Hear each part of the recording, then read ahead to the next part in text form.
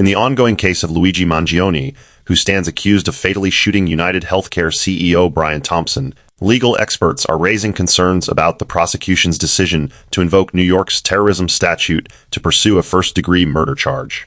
Criminal defense attorney and legal analyst Stacy Schneider has called the use of the terrorism enhancement highly unusual, arguing that the circumstances of the case do not fit the typical profile of a terrorist act. The shooting occurred on a quiet sidewalk during the early morning hours, and there is no apparent evidence to suggest Mangione's intent was to incite widespread fear or disrupt public order, criteria generally required for terrorism charges. Terrorism charges are reserved for cases where the intent is to terrify the public or coerce societal or governmental change, Schneider explained. This appears to be a targeted attack, not an act designed to terrorize the broader community. The prosecution has not disclosed the full details of their reasoning, but they appear to be leaning on the societal impact of the crime to justify the terrorism charge. The murder of a high-profile executive has sparked fear and public outcry, with many questioning the safety of even affluent and seemingly secure neighborhoods. However, Schneider contends that unintended public panic does not equate to the legal definition of terrorism.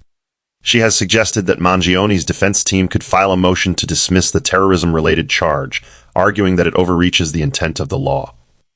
If successful, this motion could lead to the case being restructured under standard homicide statutes. The use of terrorism laws in criminal cases is rare and often controversial.